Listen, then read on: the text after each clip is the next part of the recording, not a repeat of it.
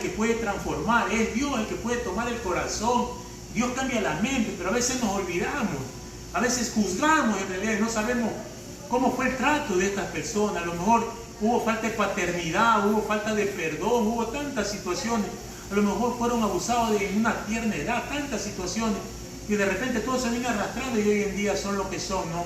A veces también familias que han partido a otros países y los dejaron a tempranas edades ellos. Se metieron a lo mejor en vicios de droga y por ahí se enredaron en cosas y hoy en día están haciendo el mal. Entonces, ¿verdad? ¿Dónde? Entonces yo he aprendido en el caminar también que cuando Dios te saca en una área, es porque te saca y también te da una autoridad. Yo he tenido la oportunidad de hablar con personas. Una vez les voy a contar un caso para que vean cuando Dios te da autoridad en una área para usarte en esa área. Conocí a una persona, un joven que trabajaba en una empresa, ¿sí? Y de ahí esa empresa él salió, bueno, entró a otra empresa de unas ferreterías grandes de Machala.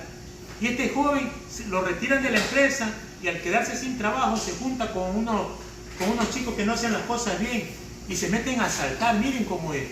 Se meten a asaltar y a la misma ferretería donde él trabajaba, él llega a asaltarla. A la misma ferretería. Y resulta que los cogen detenidos, los capturan a ellos. Los capturan y viene un familiar de este joven y me dice que a este joven le iban a dar 5 años de cárcel por este robo. Y algo me nace en mí de decirle, pero eso es lo que usted dice. Yo le dije, mire, si Dios tiene planes y propósitos para ese joven, lo puede sacar de la cárcel. Gente que está viendo este video, para Dios no hay nada imposible. Pero yo le digo, para que Dios opere y pueda hacer algo, le decía a los señores que me contaban que había 5 años de cárcel, le dije que hagamos algo, que nos metamos un tiempo de ayuno por ese joven. Yo no lo conocía. Entonces yo con mi esposa y los 2 señores que me hablaban, nos metimos un tiempo de ayuno por este varón, presentándole el nombre de él. Sí, que había una sentencia de 5 años y Dios hizo lo sobrenatural que al día 4º día de los 3 que los cogen presos los suelta. Dios lo hace, queridos hermanos, ¿sí?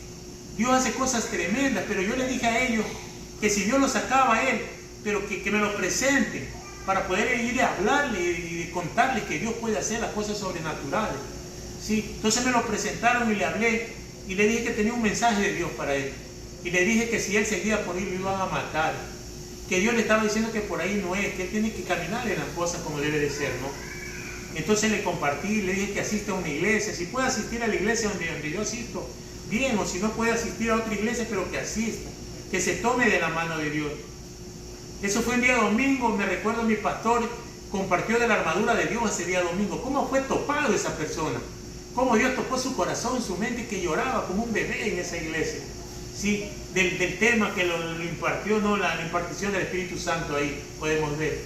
Y yo le invité que el día siguiente, el día miércoles, yo tenía una reunión en casa y me gustaría que él vaya para poderle compartir algo ahí. Y fue en esta iglesia, fue en la reunión de casa, que el día miércoles era una reunión, me recuerdo, la reunión 8 de la noche, pero a eso de las 6:30 me llama la familia de este joven, me dice que había llegado un sicario a la casa de él y le dispara 9 tiros. Sí, 9 tiros, y me contaron que él estaba en el hospital Teófilo Dávila de Machala. Yo le dije a mi señora, mi hija, vámonos al hospital a visitar a este joven que recién quería caminar, tomado de la mano del Señor. Pero miren, por andar en cosas en las cosas chuecas donde puede terminar. Lo que yo le decía, serían las consecuencias, ¿no, Raúl? Claro, habían consecuencias ahí, ¿verdad? Sí, entonces miren, entonces yo llegué en el hospital, estaba la mamá que no me conocían y había mucha familia de él ahí.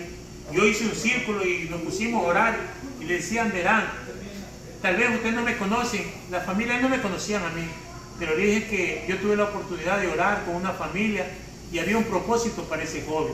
Yo le decía algo, le ponía que si Dios lo saca de la cárcel cuando había una sentencia de 5 años, no era para morir en ese momento ahí, había un propósito para Dios con ese joven.